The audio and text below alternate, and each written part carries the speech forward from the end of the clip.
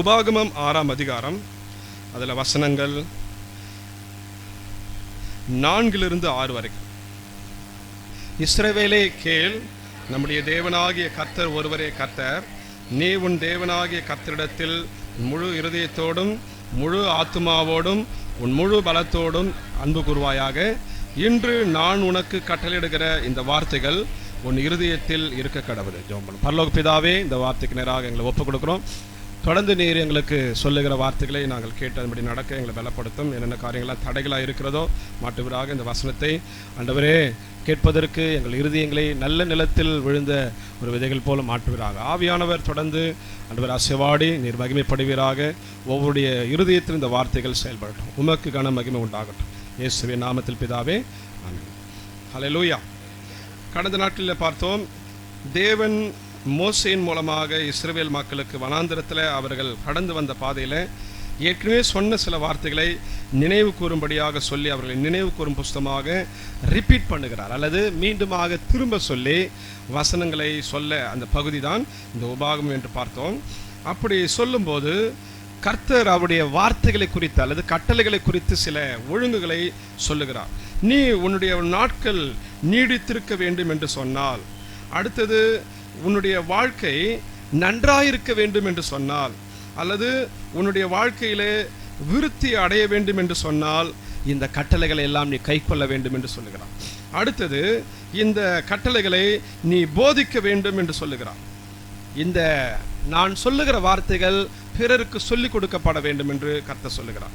அது மாத்திரமில்லாமல் உயிரோடு இருக்கிற எல்லா நாளும் இந்த வார்த்தைகளின்படி பயந்து கைக்கொள்ள வேண்டும். எப்படி கைக்கொள்ள வேண்டும்? பயந்து கைக்கொள்ள வேண்டும். இப்போ இப்படிப்பட்ட வார்த்தைகளை சொல்லும் போது அவர் அடுத்ததாக மீண்டுமாக ஒரு முக்கியமான பகுதியை இதில் சொல்லுகிறார். அதைத்தான் இந்த நாள் நாம் பார்க்க போகிறோம். இப்போ வசனம் 4 சொல்லுகிறது. எல்லாம் சேர்ந்து சொல்லுங்க பாலாம். இஸ்ரவேலே கேள். ஓகே, இந்த வார்த்தையில இஸ்ரவேல் ஜனங்களுக்கு கேட்கும்படியான ஒரு அழைப்பு கொடுக்கப்படுகிறது. கேள் என்று சொல்லப்படுகிற இந்த பகுதி இஸ்ரவேல் மக்கள் இந்த 4, 5, 6வது வசனங்களை தங்கள் வாழ்க்கையில ஒவ்வொரு நாளும் சொல்லுகிற ஒரு வேத பகுதி என்று சொல்லப்படுகிறது. பரமண்டல ஜபம் நமக்கு தெரியும், எல்லாருக்கும் தெரியும், அப்படிதானே? பரமண்டலம் இருக்கிற எங்கள் பிதாவே, உம்முடைய நாமம், ஓகே, உம்முடைய ராஜ்யம், அப்புறம் உம்முடைய சித்தம் பரமண்டலத்திலே செய்யப்படுகிறது போல. ஓகே, இதை ஒரு சில சபைகளோ அல்லது ஒரு சில கிறிஸ்தவர்களோ ஒவ்வொரு நாளும் வழக்கமாக தங்கள் ஜப நேரத்தை சொல்வார். இந்த பகுதி, இந்த குறிப்பிட்ட வசனங்கள் 4, 5, 6 இந்த 3 வசனங்களை பொதுவாக யூதர்கள் ஒவ்வொரு நாள் காலையிலும் மாலையிலும் இந்த வேத பகுதி சொல்வார்களாம். இது ஒரு யூதருடைய பிரமாணம் என்று சொல்லப்படுகிறது. இஸ்ரவேலே கேள், சொல்லுங்க பார்க்கலாம். அப்படின்னா தேவ ஜனங்களே, தேவ மக்களே, நீங்க கொஞ்சம் கேளுங்க என்று சொல்லப்படுகிறது. அப்போ எதை கேட்க வேண்டும்? எதை கேட்க வேண்டும்? நம்முடைய தேவனாகிய கர்த்தர் ஒருவரே கர்த்தர். சொல்லுங்க பாலாம். நம்முடைய தேவனாகிய கர்த்தர் ஒருவரே கர்த்தர். அப்போ யார் கர்த்தர்? யார் தேவன்? இந்த உலகத்தை அல்லது ஆள்கிறவர் யார்? அதிகாரத்துக்குரிய கடவுள் யார் என்பதை இந்த பகுதி சொல்லுகிறது. அடுத்தது, இந்த கர்த்தரிடத்தில் நாம் எப்படிப்பட்ட அன்பு செலுத்த வேண்டும்? அடுத்த பகுதியில் நாம் பார்க்கிறோம். மூன்றாவது, இந்த கர்த்தருடைய அன்பை வெளிப்படுத்துகிற நாம் இந்த கர்த்தர் கொடுத்த வார்த்தைகளுக்கு எப்படி செவி கொடுத்து நடக்க வேண்டும், அல்லது இந்த வார்த்தைகளை நாம் என்ன செய்ய வேண்டும் என்று சொல்லி இந்த வேத பகுதி சொல்லுகிறது. ஆகவே இந்த 3 பகுதியை சேர்த்து உள்ளடக்கிய இந்த பகுதி ஷமா அப்படி என்று சொல்லப்படும். அப்படின்னா கேள், டு ஹியர் அப்படி என்று சொல்லப்படும். எப்படி என்று சொன்னால் கவனத்தோடு கூட கேள், செவி கொடுத்து கேள், கருத்தோடு கவனத்தோடு கூட கேள், விடாமுயற்சியுடன் ஊக்கத்துடன் கேட்டு இதனை செயல்படும். அதனால் தான் ஒவ்வொரு நாளும் காலையிலும் சொல்லுகிறார்கள், மாலையிலும் சொல்லுகிறார்கள் இந்த 3 இந்த வேத வசனங்கள். அப்போ நம்முடைய வாழ்க்கையிலும் நாம் ஆராதிக்கிற கடவுளை குறித்த ஒரு தெளிவு இருக்க வேண்டும். எத்தனை பேர் விசுவாசிக்கிறீங்க? நான் வணங்குகிற தேவன் யார்? கர்த்தர் யார்? எப்படிப்பட்டவர்? இரண்டாவது, இந்த கர்த்தரிடத்தில் நான் எப்படிப்பட்ட அன்பை செலுத்த வேண்டும்? அடுத்ததாக, இந்த கர்த்தருடைய கற்பனைகளுக்கு நான் எப்படி மதிப்பளிக்க வேண்டும்? அடுத்தது, இதை குறித்து நான் என்ன செய்ய வேண்டும்? இந்த நாட்களில் பார்க்கும்போது நாம் அநேக நேரங்களில் தேவனுடைய வார்த்தையை கேட்டு நடப்பதற்கு பதிலாக நம்முடைய மனசாட்சியின் குரல் அநேக நேரத்தில், அல்லது நம்முடைய மனதில் வருகிற விருப்பங்களுக்கு அநேக நேரத்தில் நாம் செவி கொடுத்து விடுகிறோம். அல்லது நம்மை சூழ்ந்திருக்கிற மனிதர்கள், நட்பு உலகம் என்று சொல்லுகிற பற்றின நட்பு வட்டாரம், ஃப்ரெண்ட்ஷிப் அல்லது ரிலேட்டிவ்ஸ், உறவினர்கள், இவர்கள் சொல்லுகிறதை நாம் கேட்டு நடக்க ஆரம்பிக்கிறோம். வாழ்க்கையில் இதுதான் அநேக நேரத்தில் பிரச்சனையே. கர்த்தர் என்ன சொல்றாரோ அதை கேட்டு நடப்பதற்குரிய இருதயம் நமக்குள் இருந்தால் அந்த வாழ்க்கையிலே தேவன் கொடுக்கிற நன்மைகள் நம்முடைய வாழ்க்கையில வெளிப்படும். அநேக நேரத்தில் நாம் கர்த்தருக்கு செவி கொடுக்கிறதுக்கு பதிலாக, கர்த்தர் சொல்லுவதை கேட்பதற்கு பதிலாக நம்முடைய மனது சொல்லுகிறது இது ஏன் விருப்பம் என்று சொல்லி ஒரு நபர் சுயமாக அதையே முடிவெடுத்து நடக்கும்போது, அல்லது எனக்கு உரிய ரொம்ப க்ளோஸ்ல இருக்கிற நண்பர்கள் சொல்லுகிறார் என்று சொல்லி, அல்லது உறவினர்கள் எனக்கு ரொம்ப முக்கியமான உறவினர்கள் என்று சொல்லி அவர்களுடைய வார்த்தையை அவர்கள் சொல்லும்போது கேட்கிறதுனால் மக்கள் அல்லது தேவ மக்கள் என்று சொல்லுகிற மக்களுடைய வாழ்க்கையிலே ஒரு வீழ்ச்சி காணப்படுகிறது. இந்த காலை நேரத்திலும் அதை குறித்து நாம் பார்க்க போகிறோம். முதலாவது, நாம் எதை குறித்து காரியங்களை முதலில் கேட்க வேண்டும். கேட்ட பிறகு அடுத்தது நாம் செய்ய வேண்டும். நமக்கு 1000 ஆலோசனைகள் வருதா வரலைங்களா? நண்பர்களிடத்திலேயோ, கூட பழகிறவர்களிடத்திலோ, வேலை ஸ்தலத்திலோ, ஈவன் ஆவிக்குரிய உலகத்திலே சபைக்குள்ளே வரும். கர்த்தர் தான் இந்த வார்த்தைகளை நம்மிடத்தில் சொன்னாரா? கர்த்தருடைய வார்த்தைக்கு உட்பட்டதா? எல்லாத்தையும் கர்த்தர் பேசியிருக்க மாட்டார். அவர் பேசினார், இப்போதும் பேசுகிறார். அடுத்தது, அவர் பேசின வார்த்தைகள், த ரிட்டன் வேர்ட், அது வேதத்தில் முழுதுமாக இருக்கிறது. இதில் கர்த்தர் என்ன சொல்லுகிறார், என்ன செய்ய சொல்லுகிறார் என்பதை ஒரு நபர் கேட்க ஆரம்பிக்க வேண்டும். அதனால்தான் முதல் முக்கியமான ஒரு பகுதியாக இதை இஸ்ரவேலர் மக்களர்கள் தங்களுடைய வாழ்க்கையில் வைத்து இந்த நாள் வரையும் இதை ரிப்பீட் பண்ணுகிறார் என்று நான் கேள்விப்படுகிறேன். நம்ம ஊரில் கூட லோக்கலில் பார்த்தீங்கன்னா இந்த அல்லா கூதுன்னு சொல்லுவாங்க, கேள்விப்பட்டுக்கிறீங்களா? அல்லா கூது கேட்குறீங்களா? அதே மாதிரி நீங்கள் இஸ்ரவேல் தேசத்துக்கு போனீங்கன்னா ஒவ்வொரு நாளும் இந்த வார்த்தையை, அந்த வார்த்தை என்னென்று சொல்லப்படுகிறது சொன்னால், ஷமா இஸ்ரேல் அடோனாய் எலோஹினோ அடோனாய் எஹாத். அப்படி என்று சொன்னால் யெகோவா அவர் எலோஹிம், ஜெகோவா இஸ் ஒன். இஸ்ரவேலே கேள், நம்முடைய தேவனாகிய கர்த்தர் ஒருவரே கர்த்தர். சொல்லுங்க பாலாம், நம்முடைய தேவனாகிய, அதை பப்ளிக்லேயே போட்டு அந்த மைக் வச்சு சொல்றாங்க மாதிரி, இங்கே நம்ம ஊரில் சொல்ற மாதிரி அங்கே சொல்லுகிறதை நாம் கேள்விப்படணும். அவ்வளோ முக்கிய சொல்லப்பட்ட ஒரு பகுதி. அப்போ கிறிஸ்தவ வாழ்க்கையில நாம் ரட்சிக்கப்பட்ட பிறகு, நான் இயேசுவை ஏற்றுக்கொண்டேன், நான் ரட்சிக்கப்பட்ட சபைக்கு வந்துவிட்டேன் சொன்ன பிறகு, நாம் தொடர்ந்து கர்த்தருடைய வார்த்தைகளை கேட்டு நடப்பதற்கு நாம் ஆயத்தமா இருக்கிறோமா? ஆராதனை பண்ணுகிறோம், சபைக்கு வரோம், காணி கொடுக்கிறோம், ஜெபம் பண்றோம், ஊழியம் பண்றோம், நல்லது. இதெல்லாம் நம்முடைய கிறிஸ்தவ வாழ்க்கையில நாம் செய்ய வேண்டிய சில கடமைகள். ஆனால் என் வாழ்க்கையிலே கர்த்தர் சொல்லுகிற காரியங்களை கேட்கிறதற்கு நான் ஆயத்தமா? அடுத்தது, கேட்கிறதை செய்வதற்கு நான் ஆயத்தமா? இப்போ இந்த ஒரு ஆமை சொல்ல முடியுமா? எதை கேட்கறதுக்கு ஆயத்தமா இருக்கணும்? கர்த்தர் சொல்லுகிறார். அப்போ எப்படி சொல்லுகிறார்?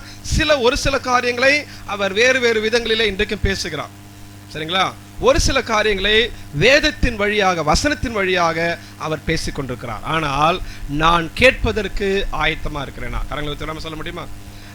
கேட்கணும், முதல்ல கேட்கணும். காது கொடுத்து நாம் கேட்பதற்கு ஆயத்தம் இல்லை என்று சொன்னால் அந்த வார்த்தைகள் மனதில் போய் தங்காது. மனதில் தங்கவில்லை என்று சொன்னால் வாழ்க்கையில செயல்படுத்த முடியாது. எதுதான் வெளிப்படும்? அவர் சொன்னார், இவர் சொன்னாரு, அவரை பார்த்தேன், இவரை பார்த்தேன், அவர் இப்படி நடக்கிறாரு, இவர் இப்படி நடக்கிறாரு, அந்த கிறிஸ்துவ வாழ்க்கையில் இது இருக்குது, இந்த கிறிஸ்துவ வாழ்க்கையில் இப்படி சொல்லிட்டு, இப்படி உலக பிரகாரமான மக்களுடைய வாழ்க்கையில் நடக்கிற சம்பவங்களையே பார்த்துவிட்டு நான் கடவுளுடைய பிள்ளை, ஆனா ஏன் கடவுள் என்ன எனக்கு இதை செய்யல, கடவுளுடைய பிள்ளை, நான் இவ்வளவு ஜெபம் பண்ணியோ ஏன் எனக்கு கேட்கவில்லை என்று நாம் அநேக நேரத்தில் கடவுளிடத்திலேயே குறை சொல்லுகிற அளவுக்கு மாறிவிடும். ஆனால் கர்த்தர் சொல்லுகிறார், இஸ்ரவேலே முதல்ல கேள். வராம சொல்லுங்க பாலாம், முதல்ல கேட்கறதுக்கு ரெடியா இருக்கணும். காது கொடுத்து கேட்பதற்கு நம்முடைய இருதயம் ஆயத்தமா இருக்கிறதா? நல்லா கவனிப்போம். அப்போ கர்த்தர் பேசுகிறார் தான், ஆனா இது நடுவில் சில ஆகாத குரல்கள் வரும். சில நேரத்தில் மொபைலில் கூட பார்த்தீங்கன்னா, சில நேரத்தில் ஃபோன் பேசினா இருக்கும்போது திடீர்னு வேற எதனா குறுக்கில் வரும். பார்த்துருக்குறீங்களா? அப்படின்னா சில பேர் ஆயிருக்குதா? நம்ம யாருக்கிட்டே பேசும்போது பார்த்தோன்னா வேற யாரும் குறுக்கில் வருவோம். இதெல்லாம் இந்த கம்யூனிகேஷனில் சம்டைம் ஏற்படுகிற சில எரர் இதெல்லாம். அதே மாதிரி நம்ம கடல்கிட்ட தான் பேச நம்ம நினச்சின்னு இருப்போம், வேறு சில குரல் ஒலிக்கும். அந்த வேறு சில குரல்கள் ஒலிக்கும் போது நாம் அதை கேட்டு நடக்கிறோமா அல்லது அந்த குரலை வேண்டாம் என்று தள்ளுகிறோம். ஆதியாகமம் 3ஆம் அதிகாரம் 8வது வசனம் சொல்லுங்க பாக்கலாம். பகலின் குளிர்ச்சியான வேளையிலே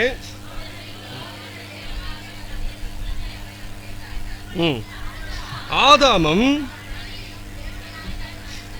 விலகி தோட்டத்தின் விருட்சங்களுக்குள்ளே ஒளித்து கொண்டார்கள். முதல் பகுதி சொல்லுகிறது, பகலின் குளிர்ச்சியான வேளையிலே தோட்டத்தில் உலாவுகிற கர்த்தருடைய சத்தத்தை கேட்டார். கரங்களை வைத்து சொல்லுங்க பாலாம். தோட்டம் கடவுள் தான் ஏற்படுத்தி கொடுத்தார். கடவுள் ஏற்படுத்தின மனிதர்கள் கணவன் மனைவி திருமண உறவோடு தான் இப்போ இருக்கிறாங்க. ஏன்னா அவர்களை கர்த்தர் இணைத்து 2ஆம் அதிகாரத்தின் படி பார்க்கும்போது அவர்கள் இனி தன் தகப்பனையும் தாயும் விட்டு தன் மனைவியோடு இசைந்திருப்பான், அவர்கள் ஒரே மாம்சமாக இருப்பார் என்று சொல்லி அவளை இணைத்து விட்டான். இந்த இணைக்கப்பட்ட திருமண வாழ்க்கையில ஆண்டவர் ஏற்படுத்தின ஒரு தோட்டம், நல்ல ஒரு தோட்டம், 4 நதிகள் ஓடுகிற ஒரு தோட்டம். அந்த தோட்டத்தில் இவர்கள் இனிமையாக சந்தோஷமாக எல்லா விதமான வசதிகளுடன் வாழ்ந்து கொண்டிருக்கிற நாட்களிலே ஒரு நாள் கடவுள் ஒரு பகலில் குளிர்ச்சியான வேலையில் வருகிறார். கரங்களுக்கு நாம சொல்ல முடியுமா? நல்லா உச்சமாக சொல்ல முடியுமா? எப்படிப்பட்ட நேரத்தில் வராரு? நல்லா காஞ்சி வெயில் அடிக்கிற நேரத்தில் வரல. ஏன்னா நம்மளே என்ன பண்ணுவோம், ஐயோ என்ன ஆண்டவர் இப்போ வரீங்க, அந்த நேரத்தில் ஜபமாக கூட பண்ண தோணாது. மதியானம் 1 மணிக்கு ஆராதனை வச்சா எப்படி இருக்கும் சொல்லுங்க பார்க்கலாம். இந்த வாரம் கூட கொஞ்சம் பரவாயில்ல. ஒரு 2 வாரத்துக்கு முன்னாடி அடிக்கிற வெயிலில் நம்ம என்ன சொல்கிறது நமக்கு தெரியாது, அந்த அளவுக்கு வெயில் அடிக்கும். ஆண்டவர் நல்ல ஒரு இலைப்பாறுதல் உள்ள ஒரு நேரம், ஒரு ரெஸ்டிங் டைம் கூட சொல்லலாம், ஒரு பீஸ்ஃபுல் டைம். அந்த நேரத்தில் வருகிறார். அந்த சத்தத்தை அவர் என்ன பண்ணுகிறார்களாம்? கேட்டார்கள். தோட்டத்தில் உலாவுகிற தேவனாகிய சொல்லுங்க பால, யாருடைய சத்தத்தை கேட்கிறார்கள்? ஓகே, ஆண்டவருடைய குரல் கேட்கிறது. ராமே சொல்லுங்க பாலாம். ஆண்டவர் குரல் கேட்கும் போது அவங்க என்ன பண்ணிருக்கணும்னா, அவங்க திரும்பி அவங்களும் குரல் கொடுத்துணும், ஆண்டவரே ஏதோ வந்துடுறேன்னு சொல்லியிருக்கணும். ஆனா அன்னைக்கு என்ன நடக்குது என்றால், அவர்கள் கர்த்தருடைய சந்நிதிக்கு விலகி ஒளித்து கொண்டார்கள். வசனம் அடுத்தது வசனம் 10 சொல்லுகிறது. சொல்லுங்க பாலாம். அதற்கு அவன், நான் தேவரீருடைய சத்தத்தை கேட்டு தோட்டத்தில் கேட்டு பயந்து ஒளித்து கொண்டேன். கர்த்தருடைய சத்தத்தை கேட்டு அவர் முன்னாடி தானே வரணும். படைத்தவர் இவங்களுடைய வாழ்க்கையில நல்ல ஒரு இடத்தை கொடுத்து அவளை ஆசீர்வதித்து நன்றாக வைத்திருக்கிற தேவனாகிய கர்த்தருடைய சத்தத்தை கேட்ட அவர்கள் பயந்து போய் ஒளித்துக் கொள்ளுகிறார்கள். இதுதான் இன்னைக்கு நம்ம நேரத்தில் வாழ்க்கையில் அநேக நேரத்தில் நடக்கிற சில காரியங்கள். கர்த்தரோடு கூட நமக்கு நல்ல உறவு இருக்கும், சில நேரத்தில் சில அந்நிய குரல்கள் ஒலிக்கும். அதனால் நாம் என்ன பண்ணுகிறோம்? கர்த்தருடைய குரலை விளக்குகிறோம், கர்த்தருடைய குரலுக்கு செவி கொடுக்க மறுக்கிறோம், கர்த்தருடைய குரலுக்கு பயந்து விடுகிறோம். இவ்வளவு நாள் இல்லாத பயம் அன்னைக்கு வந்துச்சு. இவ்வளவு நாள் அந்த குரலுக்கு அவர்கள் நேரடியாக பேசி இருக்க வேண்டிய அந்த நபர்கள் ஏன் இன்னைக்கு ஒளித்துக் கொள்ளுகிற ஒரு நிலைமை அப்படி என்று சொன்னால், இப்போது நாம் கவனிக்க வேண்டிய ஒரு குரல் அது என்னவென்று சொன்னால், 1ஆம் வசனம் சொல்லுகிறது, 3ஆம் அதிகாரத்தில், தேவனாகிய கர்த்தர் உண்டாக்கின சகல காட்டு ஜீவன்களை பார்க்கிலும் சர்ப்பமானது எப்படி இருந்துச்சாம்? அது ஸ்திரீயை நோக்கி, நீங்கள் தோட்டத்தில் உள்ள சகல விருட்சங்களின் கனியையும் தேவனாகிய தேவன் சொன்னது உண்டோ? இதுதான் ஒரு அந்நிய குரல். இந்த குரலை கேட்டு ஏவாள் என்ன பண்ணிருக்கணும்? ஓகே, ஏதோ இன்னைக்கு விசேஷத்துவத்தில் சர்ப்பம் பேசுது, இந்த சர்ப்பத்தின் வடிவில் பிசாசு வந்திருக்கிறான். இது அவங்களுக்கு ஐடென்டிஃபை பண்ண தெரியல கூட பிரச்சனை கிடையாது. சர்ப்பத்தின் வழியாக தான் பிசாசு வந்துச்சுன்னு சொல்லிட்டு அல்லது சாத்தான் வந்தான் என்று தெரியலாம் கூட, இந்த குரல் வழியாக வந்த வார்த்தை என்னவென்று சொன்னால், வசனம் சொல்லுகிறது 4ஆம் வசனம், அப்பொழுது சர்ப்பம் ஸ்திரீயை நோக்கி, நீங்கள் சாகவே சாவதில்லை. என்ன சொல்லுகிறது? ஓகே, 2ஆம் அதிகாரம் சொல்லுகிறது 17வது வசனம், ஆனாலும் நன்மை தீமை அறியத்தக்க விருட்சத்தின் கனியை புசிக்க வேண்டாம், புசிக்கும் நாளில் சாகவே சாவா என்று கட்டளையிட்டார். இது தேவனுடைய குரல். கரங்களை வைத்து நாம சொல்லுங்க பாலாம். நல்ல உச்சமா ஹல்லேலூயா. தேவனுடைய குரல், ஆண்டவருடைய கட்டளை என்னவென்று சொன்னால், அதை புசிக்காத, புசித்தால் சாவாய், அதை செய்யாத, செய்தா உனக்கு பிரச்சனை என்று ஆண்டவருடைய குரல் சொல்லிவிட்டது. இப்போ சர்ப்பத்தின் வழியா ஒரு குரல் வருகிறது, நீ அதை செய்தா ஒன்னு ஆயிடாது உனக்கு. இந்த காலை நேரத்தில் கர்த்தருடைய குரலை அவர்கள் ஏற்கனவே கேட்டு விட்டார்கள். கேட்டதின்படி அவர்கள் வாழ்க்கை இது வரைக்கும் நல்லா தான் இருந்துச்சு. ஆமே சொல்லுங்க பார்க்கலாம். இன்று ஒரு விசேஷமான குரல் வருகிறது.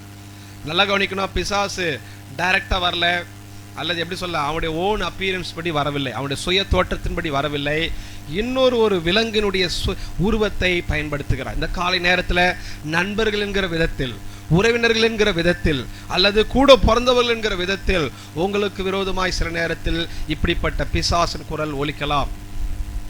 ஒலிக்கட்டும். பிசாசே பேசுறேன்னு தெரிஞ்ச நம்ம என்ன பண்ணணும்?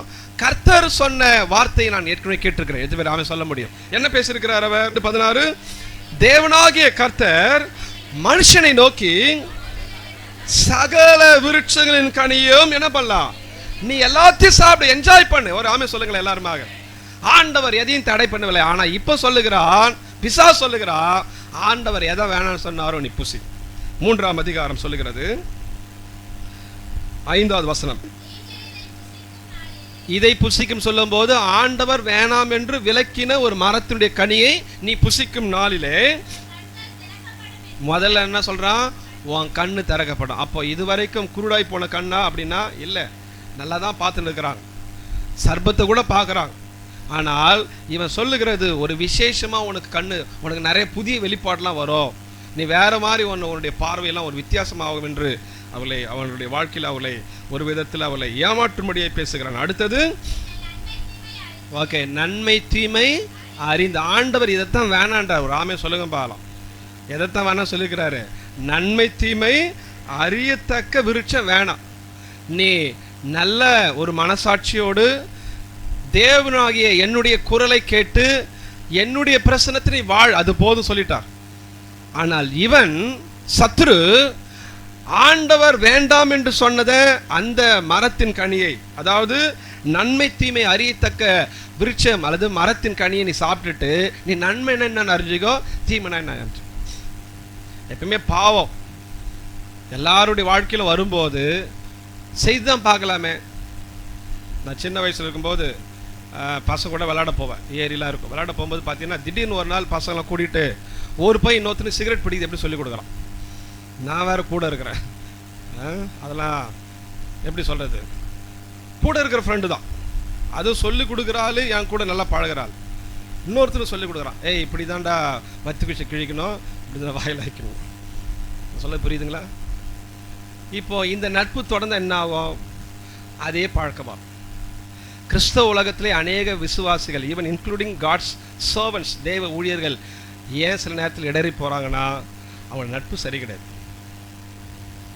குரல் தவறான குரல் வரும்போது அதை ஐடென்டிஃபை பண்ண தெரியல. அதனால் வாழ்க்கையில அவர்கள் தேவனை விட்டு பயப்படுகிற நிலை, தேவனோடு கூட முகமுகமாய் தரிசிக்க வேண்டிய இந்த ஆதாமும் யாவாலும் அந்த நாளில பயப்படுகிறார்கள். இதான் பிசாசின் தந்திரம். அதான் சொல்றேனே, எடுத்தோன்னு யாரும் குடிகாரனா மாற மாட்டாங்க. எப்படிதான் சொல்லி கொடுப்பாங்க, ஏய் நான் நீ கல்யாணத்துக்கு வந்திருக்கிற, எவ்வளவுதான் நீ அடிச்சுப்பாரு, கொஞ்சம் தான் அடிச்சுப்பாரு. இன்றைக்கு சொல்ல போனா படிக்கிற உலகத்துல எப்படி சொல்லலாம், கொஞ்சம் நீ போட்டுப்பாரு, கஞ்சாவை போட்டுப்பாரு, அப்படிதான் சொல்லிக் கொடுக்கும். இன்னைக்கு இருக்கிற பாவங்கள் நிறைய. பண ஆசை ஒரு பாவம். தேவனை கீழே தள்ளிவிட்டு இது மேல வரும். முதலாவது தேவ ராஜ்யத்தை தேடுவதற்கு எது தடை என்றால் இதான் தடை. 2 எஜமான் வேணாம் என்று ஆண்டவர் ஏன் எச்சரிக்கிறார்? இதாம்பா உனக்கு பிசாசு, என்ன நீ கீழே தள்ளிடும். சபை வேண்டான் என்று சொல்லும், வேதம் வேண்டான்னு சொல்லும், ஊழியக்கார வேண்டான் என்று சொல்ல, ஏன் இது இல்லைன்னா வாழ முடியாது என்று சொல்லி அந்த குரல். எந்த குரல்? பணம் இல்லைன்னா உன்னால வாழ முடியாது. இது பிசாசின் குரல். கர்த்தர் வனாந்திரத்தில் 40 வருஷம் கர்த்தர் போஷித்தான். வராம சொல்ல முடியுமா? கரங்களை உயர்த்தி சொல்லுங்க, நல்ல கரங்களை உயர்த்தி வராம சொல்லுங்களேன். உண்மையாக நமக்கு தெரியும், கொரோனாவில் வேலையோ வருமானமோ கவர்மெண்ட்டோ இல்லைன்னா கூட நம்ம வாழ்க்கை கடவுள் போஷித்தான். இதுதான் உண்மை. ஆனால் இது எத்தனை நாள் நிலைக்கும் என்றால் கடவுளோடு கூட இருக்கிற குரலை நாம் தொடர்ந்து கேட்கணும். நேற்று தினம் கேட்டேன், இன்றைக்கும் அதே கர்த்தருடைய குரலை கேட்கறேன்னா இன்னைக்கு வேற மாதிரி ஒரு ஆள் வரான், வேற மாதிரி ஒரு நபர் வராங்க, ஒரு மாதிரி ஒரு அம்மா வருது, பைபிள் தான் கையில் வச்சிருக்கோம், சபைக்குள்ள கூட இருக்கலாம், அல்லது பக்கத்து வீட்டில் கூட இருக்கலாம், உங்க வேலை ஸ்தலத்தில் இருக்கலாம். இந்த குரல் எப்படிப்பட்ட குரல் என்று சொன்னால் வேதத்திற்கு புறம்பான குரல் என்று சொன்னால் வேண்டாம். அதான் சொல்றேன், இஸ்ரவேலே கேளுப்பா. ஆனால் தெளிவாக சொல்ல, ஹியர் மை பீப்புள், என் ஜனங்களே கொஞ்சம் கேளு. கரங்களை ஊற்றி நாம சொல்லப்படும்.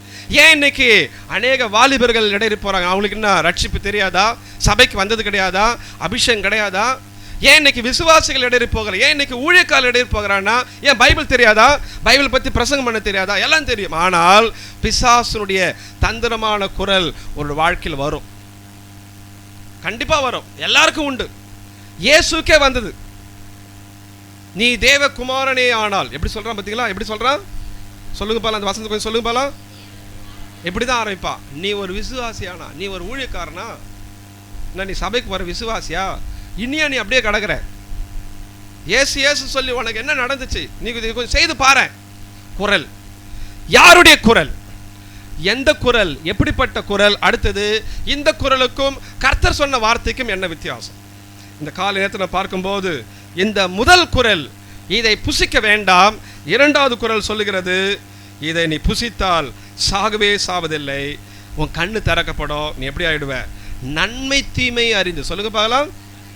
ஆண்டவர் சொல்லுகிற, இந்த நன்மை தீமை உனக்கு வேணாம், அதை பற்றி நீ கவலைப்படாத, உனக்கு எல்லாம் உனக்கு நான் வச்சிருக்கிறேன். சாப்பாடு வச்சிருக்கிறேன், நல்ல தோட்டம் ரெசிடென்ஸ் நான் கொடுத்துருக்கிறேன். எப்படிப்பட்ட தோட்டம்? அவர்கள் எவ்வளவு வேணாலும் என்ஜாய் பண்ணலாம். எல்லா விதமான மரம் செடி கொடிகள், 4 நதிகள். அந்த நதியில் சொல்லும்போது கோமத கல் உண்டாம், அந்த தேசத்தின் பொன் நல்லது. முதலாம் ஆற்றுக்கு பைசோன் என்று பெயர், அது ஆவிலா தேசம் முழுவதும் சுற்றி ஓடும், அவ்விடத்தில் பொன் விளைகிறதா. ஒரு ஆமே சொல்லுங்க பார்க்கலாம், கரங்களை ஊத்துறாமே சொல்லுங்க பார்க்கலாம். அந்த தோட்டத்தில் கர்த்தர் வைக்கிறார். ஆனால் அதில் அதே கர்த்தர் ஒன்று வேணான்னு சொல்லுகிறார். ஆசீர்வாதத்துக்கு கர்த்தர் தடை கிடையாது. ஆனால் அதே நேரத்தில் இந்த ஆசீர்வாதத்தில் தேவனுடைய குரலுக்கு விரோதமாய் ஏதாகிலும் உள்ளே வருகிறதா, அதை நீங்களும் நானும் ஐடென்டிஃபை பண்ண. இந்த காலை நேரத்தில் ஆதாமுடைய மனைவி ஆகிய ஏவாள் அதை கேட்டு ஏமாந்து போறாள். எந்த குரல்? ஆண்டவருடைய குரல் தன் கணவன் மூலமாய் வந்தது. நல்லா கவனிக்கணும்.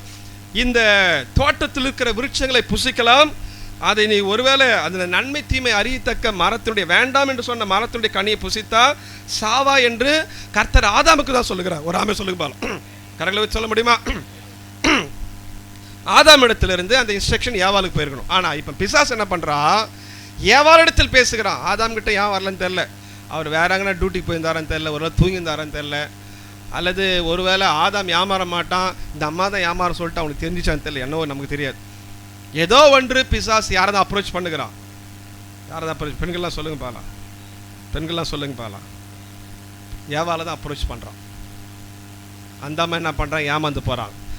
கடவுள் என் கணவர் மூலமாக அதை புசிக்கூட சொன்னார், இந்த சர்பை இன்னைக்கு புசிக்க சொல்லுதே, புசித்தா இப்படியா எல்லாம் அப்படியே எல்லாம் சொல்லிட்டு ஏதோ நல்லா உசுப்பேத்துக்கிற சில வார்த்தைகள், அப்படியே என்னமோ பெரியாளாயெல்லாம் மாதிரி, அல்லது நல்ல ஒரு தேவனுடைய என்னமோ அந்த சாயலுக்குள்ளே இன்னும் பெட்டராயில்லான்ற மாதிரி அந்த அம்மாவுக்கு ஒரு திங்கிங் வந்துருச்சு.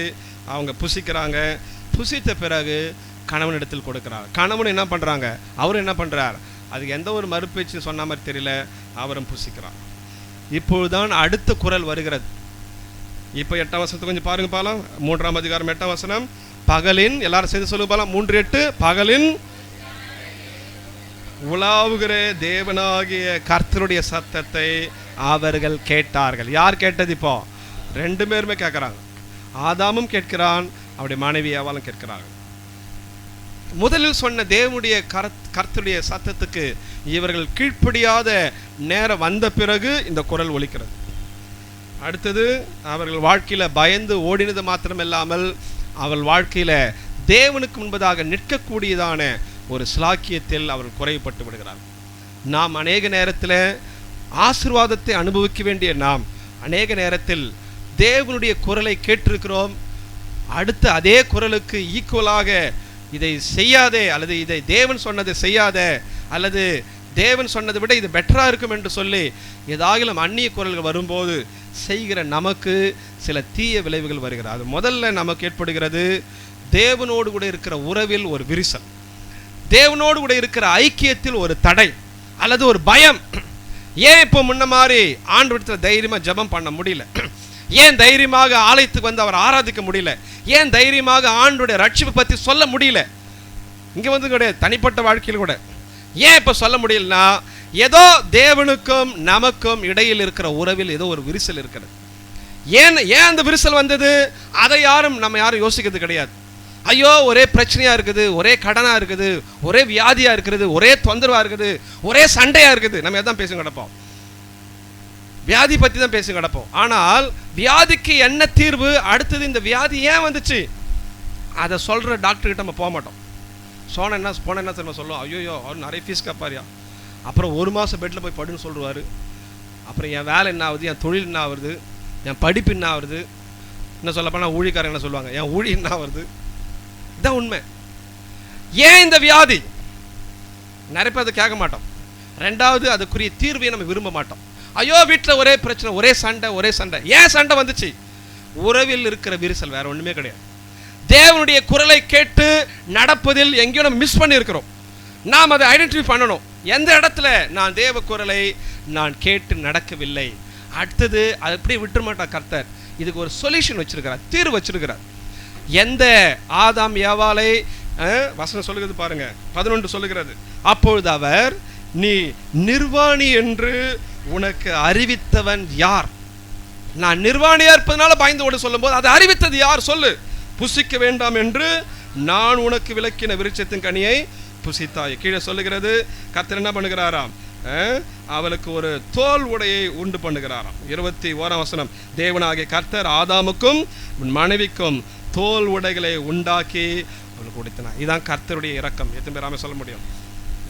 பிசாசு வேற மாதிரி இப்போ கொண்டு வந்துட்டு பார், நீ இப்படி இருக்கிற பார், ஒரு வெட்கத்தை உண்டு பண்ணுகிறான், பயத்தை உண்டு பண்ணுகிறான், தனிமையை உண்டு பண்ணுகிறான். தேவனோடு இருக்கிற உறவை கட் பண்ணி விட்டுட்டான். விலகி ஓடும்படியான ஒரு பயம். சபைக்கு வரமாட்டேயா, ஐயோ நான் பாவம் பண்ணிட்டேன், ஐயோ திருவிருந்து வேணாம், கர்த்தர் எதனா அடிச்சிடுவாரோ, என்கிட்ட இந்த பாவம் இன்னும் போல. நிறைய பேர் அதுக்கு பயந்து இருக்கிறாங்க. ஆண்டவர் இயேசு வா என்று அழைக்கிறான். நீ எப்பதான் மனம் திரும்ப போற? பாவம் பண்ணிட்ட உண்மைதான், ஆனால் நான் உனக்கு தோல் உடைய கொடுக்குறேன். எத்தனை பேர் சொல்ல முடியும்? நான் உனக்கு நீதியின் வருஷத்தை நான் தரிப்பிக்கிறேன். நீ பாவத்தில் விழுந்துட்டு தான், ஆனால் அந்த பாவத்துக்கு நீ மனம் திரும்பினா நான் உனக்கு ரட்சிப்பின் வஸ்திரத்தை மீண்டும் கொடுத்துக்கிறேன். எத்தனை பேர் சொல்ல முடியும்? அரங்களுக்கு தெரியாமல் சொல்ல முடியுமா? இந்த காலை நேரத்தில் இது ஒரு குற்ற மனசாட்சியில் இன்றைக்கி அநேக சபைக்கு வரது கிடையாது, அல்லது இயேசுவை ஏற்றுக்கொள்ளது கிடையாது. ஒருவேளை இயேசு ஏற்றுக்கினாலும் ஞானத்தை ஒப்பு கொடுக்க மாட்டாங்க. ஐயோ இந்த பாவத்தை நான் பண்ணியிருக்கிறேன், என்னால் இந்த பாவத்தை விட சொல்ல மாட்டாங்க. அந்த பாவம் அவர்களுக்கு ஞானஸ்தானத்து ஒரு தடை, அவ்வளோதான். அருமையான தேவ ஜனங்களே, எந்த குரலை கேட்டு நாம் ஏமாந்து போகிறோம்? தேவனாகிய கர்த்தர் சொன்ன குரலா, அல்லது அந்நிய குரலாகிய சத்துருவுடைய வஞ்சகமான குரலை கேட்டு நாம் ஏமாந்து போகிறோம்? இது டெய்லி ப்ராக்டிக்கல் லைஃப்பில் சில நேரத்தில் நடக்கும், டே டு டே லைஃப்பில் நடக்கும். ஞாயிற்றுக்கிழமை ஆராதனைக்கு வந்துட்டு போகிறதுனால நம்ம இன்றைக்கி கர்த்தருடைய குரலை கேட்டு நம்ம நடத்த நம்ம சந்தோஷப்பட முடியாது. இது கேட்கணும், இது நல்லது, தேவ வார்த்தை. ஆனால் ஒவ்வொரு நாள் வாழ்க்கையில் சில முக்கியமான முடிவுகள் வரும்போது குரல் கேட்கப்படும். இந்த பொண்ணு வேணாம், இந்த பையன் வேணாம். ஏன்? அவனுக்கு வசதி கிடையாது, படிப்பு கிடையாது, ஆனால் வசதி இருக்குது. அல்லது அந்த பொண்ணுக்கு நல்ல அழகு இருக்குது, அந்த பொண்ணுக்கு 100 சவரம் போகிறன்றாங்க. பையனை பிடிச்சி என்ன பண்ணு, தலையில் கட்டி விடு.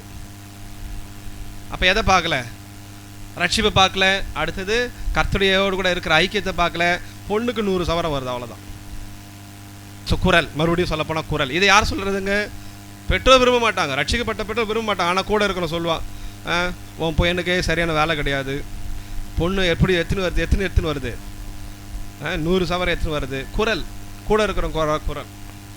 பரவாயில்ல, இயேசு ஏற்றுக்கலாம், என்ன பண்ணிக்கோ, நீ கூட்டம் ஃபாதர் வச்சு என்ன பண்ணிக்கோ, இயேசு பற்றி சொல்லிக் கொடுக்க சொல்லு. நல்லா கவனிக்கணும். இந்த காலை நேரத்தில் இப்படி அந்நிய குரல் நம்முடைய வாழ்க்கையில் வரும், வேலையில் வரும், பிஸ்னஸில் வரும். இந்த பிஸ்னஸ் பண்ணால் ஒன்றும் பாவம் கிடையாது, அல்லது இந்த பிஸ்னஸ் பண்ணுறதுனால உனக்கு இன்னும் ஓய்வு நாள் கட்டாகுதா, பரவாயில்ல, கொஞ்சம் பிஸ்னஸ் டெவலப் ஆகிற வரைக்கும் நீ என்ன பண்ணுனே, கொஞ்சம் விட்டு கடவுள்னா அடிச்சுருவ போகிறாரு சொல்லிக் கொடுப்பாங்க. அது குடும்ப நபர்களோ, ஆண்டவர் அறிந்தவர்களோ அறியாதவர்களோ, இதனால் ஒன்றும் ஆகிட போது கிடையாது. நீ நல்ல நிலைமைக்கு வந்துட்டு கடவுளுக்காக என்ன பண்ணு, நல்லா பண்ணு, சபைக்காக நீ என்ன பண்ணு, எல்லாத்தையும் பண்ணு. நான் சொல்லுது உண்மைதானா? Sometimes it may happen. இந்த காலை நேரத்தில் நீங்களும் நானும் அதை சீர்தூக்கி பார்க்க வேண்டும். கரங்களை வச்சு எத்தனை சொல்ல முடியும்? ஓகே, இப்போ இந்த பயத்தோடு கூட வெட்கத்தோடு கூட மாத்திரம் அவர்கள் வாழ்க்கை முடியவில்லை. கடைசியில் அவர்கள் வாழ்க்கையில் எந்த தோட்டத்தில் சந்தோஷமான ஒரு வாழ்க்கை, எந்த வேலை இனிமையான ஒரு வேலையாக இருந்தது, அந்த வேலை கடினமாக மாறிப்போனது. இனி வியர்வை சிந்தி தான் சம்பாதிக்கணும். அது அந்த பூமி முள்ளும் குறுக்கும் முளைப்பிக்குமா. இது வரைக்கும் நல்ல தோட்டத்தில் இருக்கிற இந்த பயிர் வகைகளை அவர்கள் எளிமையாக அதை பராமரித்து சாப்பிட்டுக்கலாம். ஆனால் இப்போது விதைத்து அந்த அறுவடை கடினமான ஒரு அறுவடை, ஹார்ட் ஒர்க் பண்ணி தான் ஆகணும், வேறு வழி கிடையாது.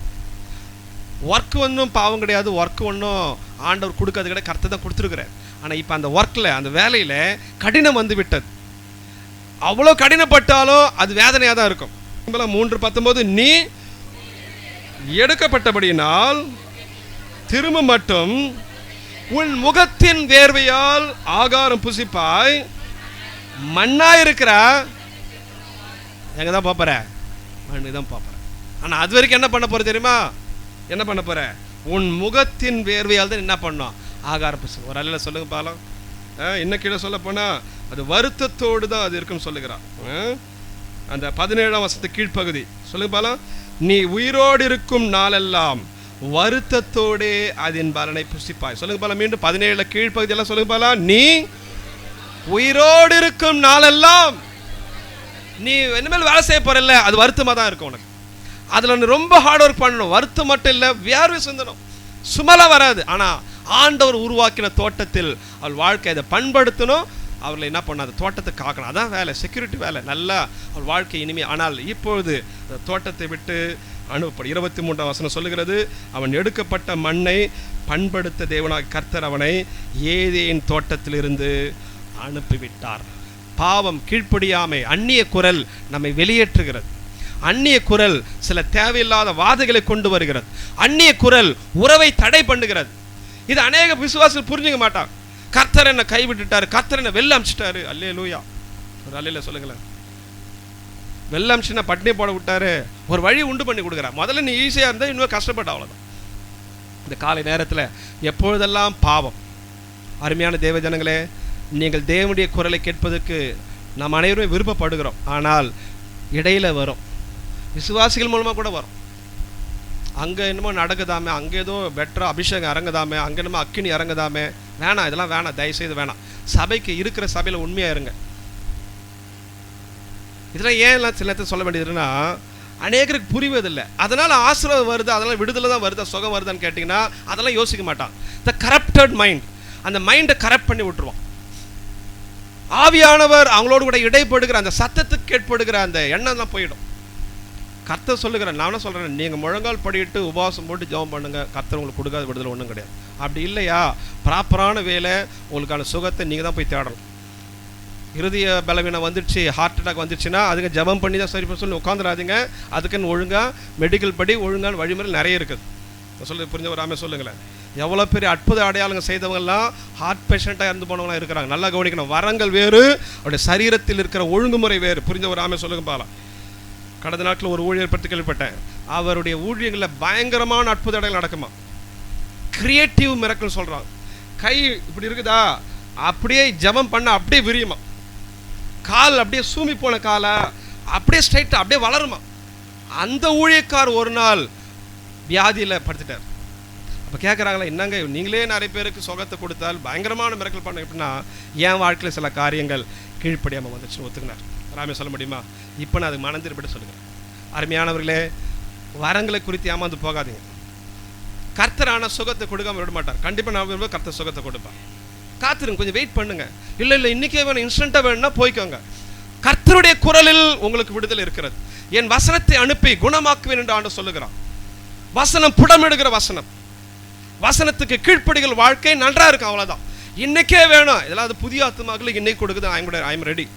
இப்போ தான் ஆண்டுக்குள்ளே வராங்களா, சபைக்கு வராங்களா, இன்றைக்கே கடவுள் கொடுக்கணும். ராமே சொல்லுங்க பாலாம். எல்லா கடவுளும் தாமே சொல்லுங்க பாலாம். அவர் நாளைக்கு கூட கிடையாது, இன்னைக்கு கடவுள் கொடுக்கணும். But I am telling to the believers, God's people, கொஞ்சம் வெயிட் பண்ணுங்க. ரட்சிக்கப்பட்டீங்களா, ஞானம் எடுத்தீங்களா, உங்களுக்கு சுகம் வேண்டுமா, விடுதலை வேண்டுமா, அற்புதம் வேண்டுமா, you wait and seek the Lord. கர்த்தர் நிச்சயம் கொடுப்பா. அவிசுவாசிகளுக்கு ஏன் அதை செய்கிறாரு ஆண்டுக்குள்ள? அவங்க ஆண்டுக்குள்ள வந்து ஆண்டவர் யார், அதான் சொல்லுறேன், இந்த கர்த்தர் யார் என்று அறியணும். கர்த்தருடைய அற்புதங்கள் எப்படிப்பட்டதுன்னா இன்ஸ்டன்ட்டாக நடக்கணும். அவங்க அதனால் ஆண்டவருடைய அன்பை புரிந்து கொண்டு கடவுளுக்குள்ளே வரணும். இப்போ நான் ரட்சிக்கப்பட்ட இயேசுவை ஏற்றுக்கொண்டேன், சபைக்குள்ளே வந்துட்டேன்னு சொல்லும்போது இன்னும் அங்கேயும் இங்கேயும் தேடிக்கின்னு அந்நிய குரல் மறுபடியும் சபையில் இங்கு உலாவாத கர்த்தரை வேறங்கன்னா உலாவ போகிற சொல்லுங்க பாலா. இங்கும் உலாவுகிற கர்த்தர் எல்லா இடத்துல இருக்கார். எத்தனை பேர் விசுவாசிக்கிறேன்? என்ன சொல்லிட்டுங்களா, உங்கள் வீட்டிலே கர்த்தர் சுகத்தை கொடுக்க முடியும். நீங்கள் உண்மையை வசனத்தை கேட்டு போய் ஜெபம் பண்ணிங்கன்னா குரல் மறுபடியும் எதை கேட்கிறோம். உங்கள் வாழ்க்கையில் வருமானத்தை கலங்குகிறீர்களா, முழங்கால் போட்டுட்டு ஜெபம் பண்ணுங்க. தேவைக்காக நீங்கள் கலங்குகிறீர்களா? இப்போ இந்த மாதத்தில் எல்லா தேவைகள் இல்லாதவங்க யாரும் கிடையாது. எல்லாருடைய வாழ்க்கையிலும் தேவை உண்டு. ஆனால் தேவ சமூகத்தில் அர்ப்பணிங்க, தேவனிடத்தில் ஒப்புக்கொடுங்க. ஆண்டவரே நான் என்ன செய்ய வேண்டும்? கர்த்தருடைய குரலில் உங்களுக்கு பதில் இருக்கிறது. எத்தனை பேர் விசுவாசிகள்? இந்த இடத்துல பார்க்கும்போது வெறும் உறவை மாத்திரமல்ல, அவருடைய உரிமை கூட எழுந்து போனார்கள். என்ன உரிமை? தோட்டம் என்கிறதான கடவுள் இவங்களுக்கு கொடுத்த ஒரு சொத்துரிமை எழுந்து போனார்கள், ஆசீர்வாதத்தை எழுந்து போனார். இந்த காலை நேரத்தில் ரட்சிக்கப்பட்ட பிறகு சில ஆசீர்வாதங்கள் எழுந்து போயிருக்கிறீங்களா? வருமானத்தில் குறைவுபட்டிருக்கிறீங்களா? அல்லது தேவையில்லாத மன கஷ்டங்கள் பிரச்சனைகளுக்குள் சமாதான குரல் சிக்கியிருக்கிறீங்களா? கொஞ்சம் ரியலைஸ் பண்ணி பார்ப்போம். நான் எந்த குரலை கேட்காமல், ஊழியக்காரன் சொல்லுகிற குரலை கேட்டுக்க மாட்டோம். சிலத்தில் கசக்கும், பாசமா அப்படிதான் சொல்லுவாங்க. அப்படிப்பட்ட வார்த்தைகளுக்கு செவி கொடுக்காமல் தேவனுடைய வசனங்களுக்கு நேராக அது இணையாக செய்து பாருங்க. இணையிலன்னா பரவாயில்ல, விட்டுருங்க. நானே சொல்றேன், வேணாம் பரவாயில்ல.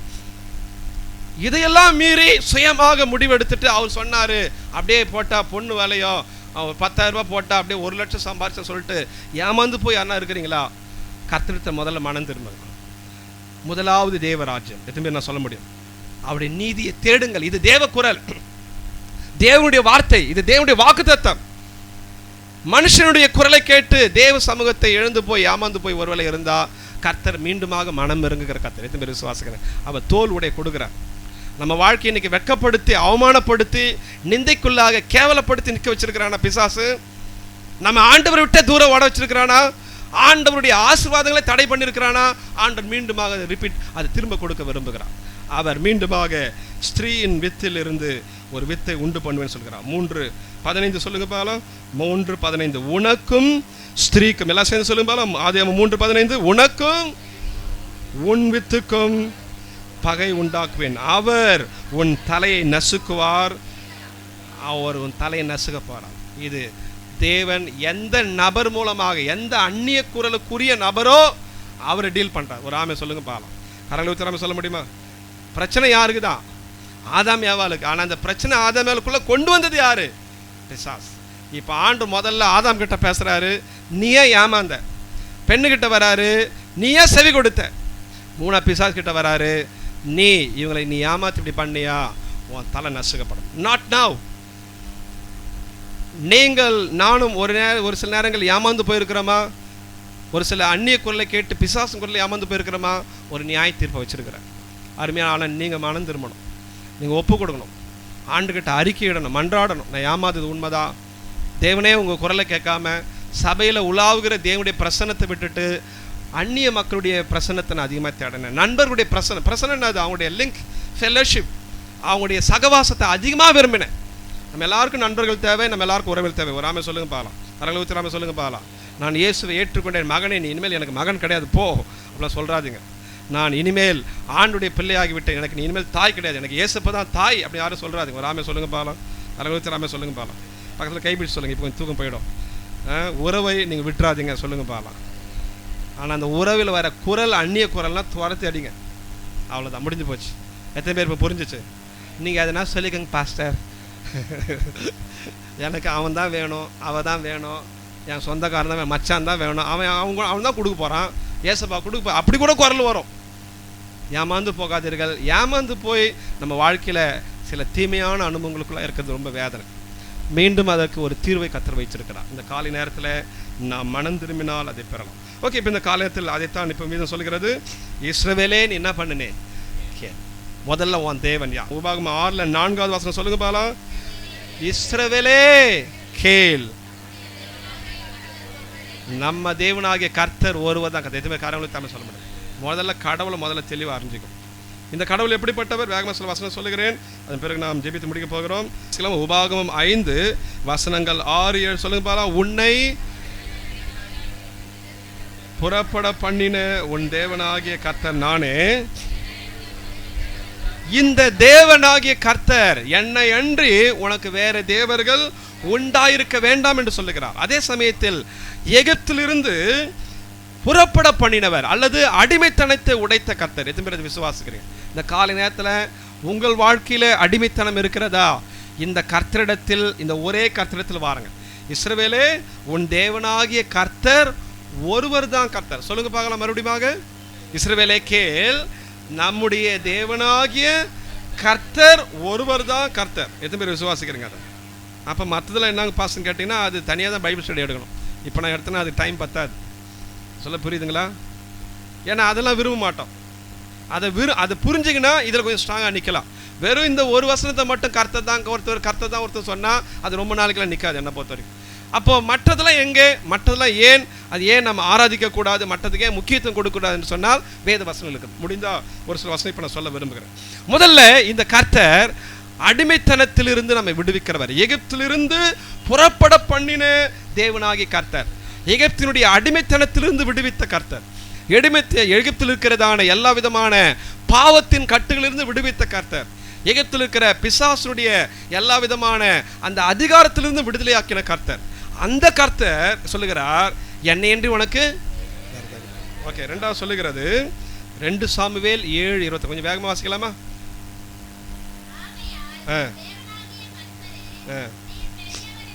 கர்த்தரே நீர் பெரியவர் என்று விளங்குகிறது,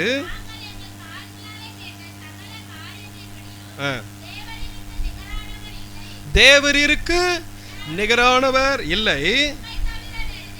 சொல்லுங்க, அந்த கீழ்ப்பகுதி மட்டும் சொல்லுங்க பாலாம். தேவரீருக்கு நிகரானவர் இல்லை.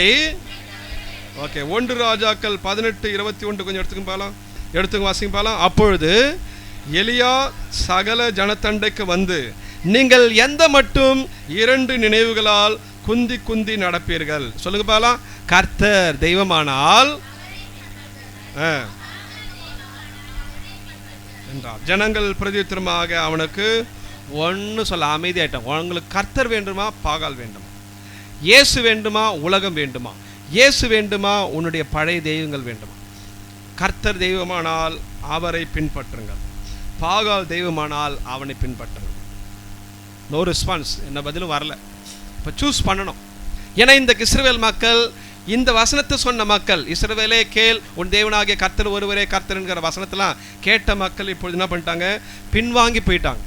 பின்வாங்கி போயிட்டு ஒரு குறிப்பிட்ட காலத்தில் அந்நிய தேவர்களை நாட ஆரம்பித்து விட்டார்கள். அந்த நேரத்தில் தான் எலியாங்கிறதான் இந்த தீர்க்கதரிசி சொல்லுகிறான், கர்த்தர் தெய்வமானால் என்ன பண்ணுங்க, அவரை பின்பற்றுங்கள், பாகால் தெய்வமானால் என்ன பண்ணுங்க, பின்பற்றுங்கள். ஓகே, ஜனங்கள் என்ன சொல்லவில்லை, ஒன்றும் சொல்லவில்லை. ஓகே, கீழே பார்க்க போகிறோம். இன்னொரு இந்த தேவனுடைய இயல்பை குறித்து வசனம் சொல்லுகிறது. ஏசாயா 45:18, வானங்களை வெறுமையாயிருக்க சிருஷ்டியாமல் குடியிருப்புக்காக செய்து படைத்து அதை உருவேற்படுத்தின தேவனாகிய கர்த்தர் சொல்லுகிறதாவது, நானே கர்த்தர். சொல்லுங்க போல, நானே வேறு ஒருவரும் இல்லை. கரங்களை நாம சொல்ல முடியுமா? இந்த தேவனாகிய கர்த்தர் ஒருவரே கர்த்தர், படைத்த கர்த்தர் இவர். இன்னைக்கு உலகத்தில் எல்லாமே படைப்புக்காக அந்த காரியங்களை செய்வதற்குரிய பலனை பெற்றிருக்கவில்லை. ஆனால் தேவனாகிய கர்த்தர் இந்த உலகத்தை படைத்த கர்த்தர், மனிதனை படைத்த கர்த்தர், மனிதனை சிருஷ்டித்த கர்த்தர். அது மாத்திரமில்லாமல் இந்த மனுஷனுக்குள்ளாக எல்லா விதமான நன்மைகளை கொடுத்த தேவன், மனுஷனுடைய பாவத்துக்காக பரிகாரத்தை செய்த கர்த்தர். படைத்து அப்படியே விட்டுவில்லை, அவனுக்கு பரிகாரத்தை செய்திருக்கிறார். அந்த வசனத்தை வாசிக்கலாமா? ரோமர் 3:29, தேவன் யூதருக்கு மாத்திரமா தேவன், யாருக்கும் தேவன் அவர்.